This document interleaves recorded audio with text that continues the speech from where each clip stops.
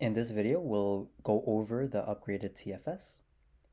What you're seeing is the welcome screen, which is what you're used to seeing today. On the left side, you'll see the different collections and the projects that are a part of those collections. So if you clicked on core banking, you would see DNA and some of the other items we have under this core banking collection. Clicking on app dev web would show you the 360 suites and some of these other items. For the purpose of this video, we're going to use this dry run project as a demo to go through the different tabs that you see on the left side of your screen. This will start in the overview, and that'll give you the summary of the project, which is just basically a description, what the project is about, some very high level project stats, and the members who are a part of that project. Dashboards of a view that you're familiar with. It'll give you some graphical representation of some of the stats on this project. And Wiki is just a place where you can create a page that all the different team members can easily collaborate with each other and see what everyone else is typing in reference to this project. When you click on the boards, you can get to the first item, which is the work items. A very familiar view to what you're seeing today. This is a list of everything pending for this project. If you look at the icons on the top right side, there are filtering icons where you can show or hide the filters, and will just help you drill down on exactly what you're looking for. So you have the filtering here, and you can always search as well if that's easier. This view options, for this particular work item screen, you can either show the completed work items or you can hide them. And that's easily accessible here. Instead of creating a query or using one of the filters to get rid of them, you can hide the completed work items using that view option there. Creating a new work item, you can, very familiar to what you're seeing today. You can just create a new work item for this project that's required. Moving on, looking at the boards, this is where you can see what PBI's tasks and bugs are available in this particular view and the status of them. Using the filtering on this top right, you can toggle through if you want to see only the epics and the status, features and the status, and of course drilling down to the backlog items, which is what we'll mostly be looking at. And then the same show filter option is available here as well. So you can see me click on some of these fields where you can drill down into what you're looking at. And you can search for it here as well. Backlogs are those same work items in kind of a tree view. So what you're seeing is, if I uncollapse this, you're seeing this for the entire tree, from the epic down to the feature, down to the PBI, and then to the task level. You can see all 4 layers in this backlog screen if you want to. Using these icons on the top right and going into the view options, you can toggle between parents. It's a little bit hidden here, but parents on or off. If I turn the parents off, you would see that the epics and features went away. If you turn the parents on, you can see where those PBIs are coming from.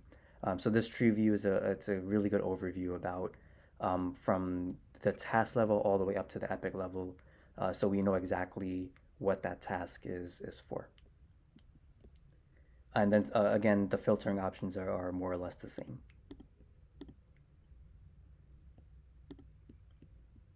Clicking on the sprints screen, these are the PBIs, and you can see a little bit in-depth planning of the different sprints or iterations that were created for this project. So you can see on the left side, the center of the screen, all the different PBIs that were created, and then on the right side of the screen, the capacity in that particular sprint. You can toggle through the different sprints here, and this will just take you, if there was capacity for these other sprints, you would see it there, similar to what you're seeing for sprint 1. The capacity is here and familiar, exactly what you're used to seeing today, and you're familiar with this screen. You can type in the capacity per day for each of the different team members that would be working on some of those tasks. And then you can toggle through the different sprints to set out the capacity for each one. And then you would, of course, see all that in the work details here. You can also toggle the view of the work details using this view options to planning. And then this is where you can see what are all the different sprints or iterations planned for this project and how many items are in those sprints. You can create a new sprint here, type in the name, the dates, and exactly where that sprint should go.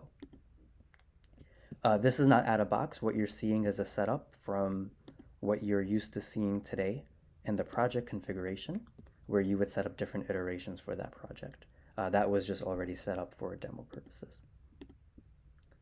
So going back to the boards, we were in the sprints, and the filtering, this is a display, you're only seeing the filtering for the search because of your display. So if you're ever looking for all of the other items, just make sure that your screen is not taking up too much space. So if you saw, I took out the side pane and saw all the different filtering items here. Queries is what you're used to today as well. You can set up different queries to view very specific work items that are important to you. Okay, analytics views.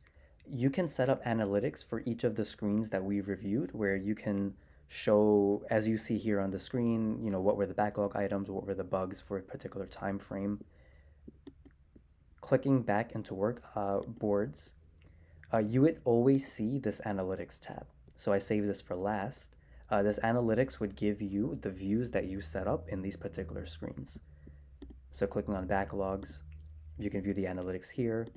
Going to sprint, you can view an example of the analytics here. This is the burndown trend, so you kind of know the status of some of the items that you're working on and when those things have to complete.